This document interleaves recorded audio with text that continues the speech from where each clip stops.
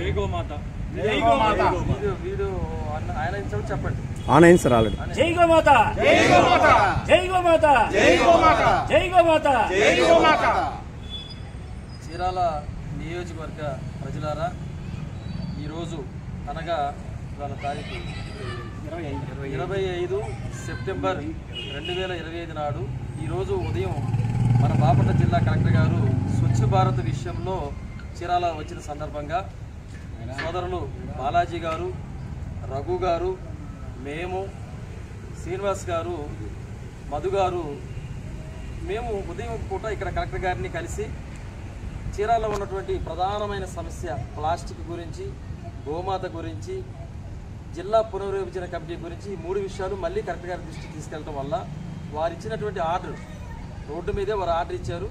ఆ ఆర్డర్ ప్రకారం ఆర్డీఓ గారు ఇప్పుడు మీటింగ్ కండక్ట్ చేశారు.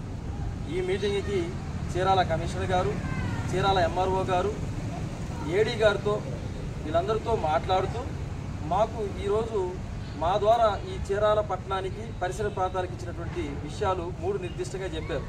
అక్టోబర్ 2 తర్వాత ఎక్కడ ప్లాస్టిక్ ఉన్నా తప్పనిసరిగా చర్యలు తీసుకుంటామన్నారు.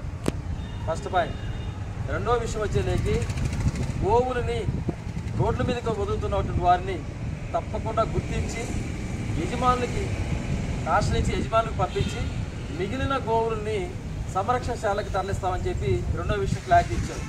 ఇంకా అతి ముఖ్యమైనది మన చీరాల నియోజకవర్గం ప్రతి ఒక్క వ్యక్తికి అవసరమైనటువంటి ప్రధానమైన విషయం ఈ బాపట్ల జిల్లాకి నామకరణం, బాపట్ల జిల్లాకి కేంద్రం ఎక్కడ ఉండాలనే విషయంలో జిల్లా పునర్విభజన కమిటీ ఎప్పుడు వస్తుందనే విషయాన్ని ఖచ్చితంగా వారు తెలుసుకొని మనకు తెలియజేస్తామని చెప్పారు.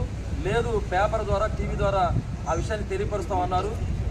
మన ప్రజలందరూ ఆ విషయంగా చైతన్యమై మన అభిప్రాయాల్ని ప్రభుత్వం దృష్టికి తీసుకెళ్లేదానికి అవకాశం ఇస్తామని చెప్పి ఈ 3 విషయాల్లో క్లారిటీ ఇచ్చారని చెప్పేసి తెలియజేస్తూ ఈ విషయంలో సహకరించిన ప్రతి ఒక్క వ్యక్తికి ధన్యవాదాలు తెలుపుకుంటూ జై భారత్, జై గోమాత. మన విహెచ్పి ఆర్ఎస్ఎస్ మన సురేష్ గారు, ఛాంబర్ ఆఫ్ కామర్స్ ప్రెసిడెంట్ గారు, సెక్రటరీ గారు, మిగతా సోదరులందరూ పాల్గొని ఈ కార్యక్రమాన్ని విజయవంతం చేయడం జరిగింది. మీరు ప్రతి ఒక్కరు కూడా గోమాతల రక్షణ పర్యవేక్షణలో తమ సహకారాన్ని అందించవలసిందిగా మీడియా ప్రముఖంగా కోరుకుంటున్నాను. ధన్యవాదాలు.